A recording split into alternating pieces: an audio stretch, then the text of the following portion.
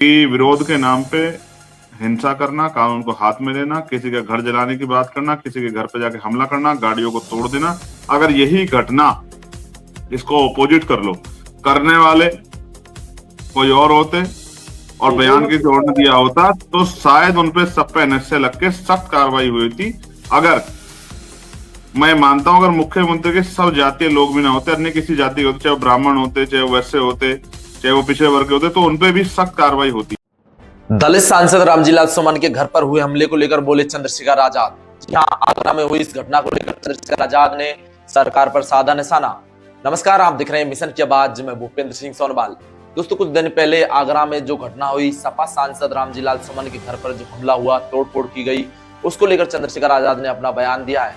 हम आपको बता दें, स्पेशल कवरेज न्यूज के वरिष्ठ पत्रकार यूसुफ अंसारी ने चंद्रशेखर आजाद से सवाल किया इस मामले को लेकर। तो चंद्रशेखर आजाद ने कहा है कि यह सब सरकार के द्वारा किया गया सुनियोजित ढंग से यह मामला है। जी चंद्रशेखर आजाद ने कहा है कि पार्लियामेंट में भी मैंने सबसे पहले इस मामले को लेकर कई बातें कही हैं। जी चंद्रशेखर आजाद ने कहा है कि लगातार दलितों पर अत्याचार होता है और उन्होंने कहा है कि ये वो लोग हैं जो दलितों की बारातों को भी रोकते हैं और दलितों के साथ कई तरीका की घटनाएं करते हैं। अब ये दलित सांसद है तो लगातार इन पर ये बातें हो रही हैं। जी हाँ, हम आपको बता दें, जो दलित सांसद पर जो हमला किया गया है, अगर और किसी समाज से होते तो सरकार इन पर एनएसए लगा देती थी। जी हाँ, सुना आप चंद्रशेखर आजाद ने क्या कहा है, सुना आप। देखिए, बड़ी बात यह है कि रामजीलाल सुमन से मेरे अच्छे रिलेशन है। इस घटना के बाद भी मेरी उनसे बात हुई। अभी एक दिन सीढ़ियों पे जब वो चढ़ रहे थे, क्योंकि बड़े सीनियर नेता है, तो मैंने हाथ का सहारा भी उनको दिया। उन्होंने कहा नहीं मैं चढ़ जाऊंगा ना। मैंने कहा नहीं, मैं भाई होने का फर्ज भी अदा करता हूँ। पार्लियामेंट की बात है, वो राज्यसभा जा रहे थे, मैं लोकसभा जा रहा था। तो उनका जो बयान है, उन्होंने जो बयान दिया वो अपनी पार्टी के हित को ध्यान में रख के बयान दिया, ना कि उससे शेड्यूल कास्ट का कोई मामला है। वो ये सत्य है कि भारत में जाति व्यवस्था और वो जाति व्यवस्था के आधार पर शेड्यूल कास्ट में जन्मे हैं, ये एक अटल सत्य, इसको बदला नहीं जा सकता।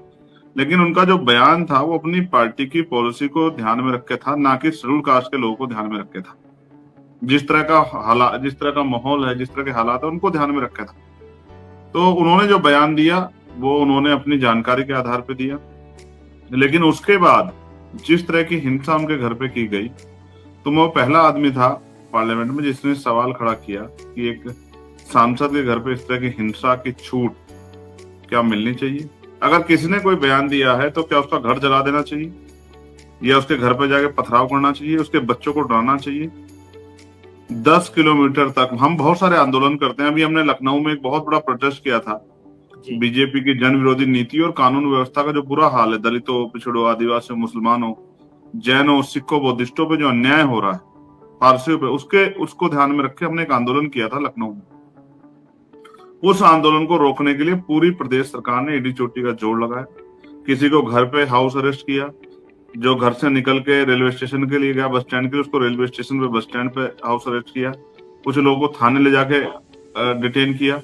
जब वहां से चल दिए, हर टोल नाके पर चेकिंग लगा के वहां रोका, बसों को रोका। मैं उस दिन बिहार में था और वापस आ रहा था, तो मुझे जो है वहीं चंदौली में रोका, सैयद रजा में, और वहां से फ्लाइट के टिकट करा के मुझे दिल्ली भेजा रात में।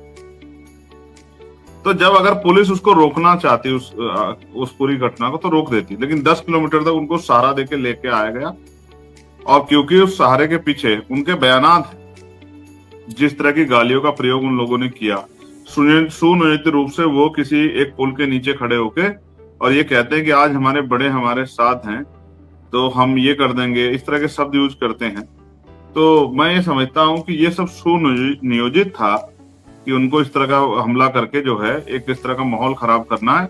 और उनको पुलिस का और एडमिनिस्ट्रेशन का पूरा प्रोटेक्शन था, क्योंकि मुख्यमंत्री वहीं से 2 किलोमीटर के एरिया में। तो मुख्यमंत्री ने खुद आके आगरा उनको ये बढ़ावा दिया कि आप जाके दलित समाज का सांसद है उसके घर पे जाके हमला करो, उनको एहसास कराओ कि जो हम किसी भी तरह से जो है हिस्टोरिकल या किसी भी बात पे अगर कोई हमें किसी की बात बुरी लग जाएगी तो हम उसको जाके उसके घर पे जाके सब सबक सिखाएंगे, हमला करेंगे। अगर यही हमला किसी इसमें इसको बदल देते हैं।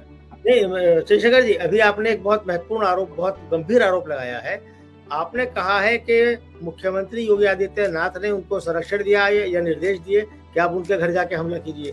ये आप नहीं, ये बिना संरक्षण के नहीं हो सकता। अगर मुख्यमंत्री इतने कमजोर हैं कि वो जिस जिले में मौजूद है वहां इस तरह की हिंसा होती है, वो भी मौजूदा सांसद के खिलाफ, तो इसका मतलब मैं क्या मानूं कि कानून व्यवस्था बिल्कुल खत्म हो चुकी है। अगर आंदोलन को रोकना होता तो बहुत दूर पहले ही बैरिकेडिंग लगा के, फोर्स लगा के उनको रोक दिया जाता। वो ऐसा नहीं कि आसमान से कूद के आए, उनको रास्ता दिया गया, उनको बुलाया गया, उनके घर तक ले जाया गया, एक भय का माहौल बनाया गया, और ये पूरा संरक्षण में हुआ, सत्ता के संरक्षण में। वो कहते हैं इस बात को अपनी बातों में कि सरकार हमारी है, बदमाशी हमारी है, सब कुछ हमारा। आप पढ़ उनके बयान सुन लीजिए, उन्होंने वहां आने से पहले सब चीजें कही है, और उनको मौका दिया गया कि अन्य अन्य प्रदेशों के लोग वहां इकट्ठे हो जाएं। तो ये सब चीजें सुनियोजित हैं, और ये सुनियोजित इस रूप से हैं कि ये बिना सत्ता के संरक्षण के नहीं हो सकती थी। तो खुद मुख्यमंत्री ने वहां रहकर उनको संरक्षण दिया कि जब तक मैं आऊं तुम्हें कुछ नहीं होगा, तुम जो कर सकते हो करो। वो तो अच्छी बात है। मैं धन्यवाद दूंगा कि पुलिस वालों में भी कुछ अच्छे जो है अधिकारी हैं जिन्होंने इस पूरी घटना को संभालने का काम किया, थोड़ा सा बल प्रयोग भी किया, जिससे रामजी लाल के परिवार के किसी भी व्यक्ति को इस तरह का नुकसान जो है, फिजिकली नुकसान नहीं पहुंचा।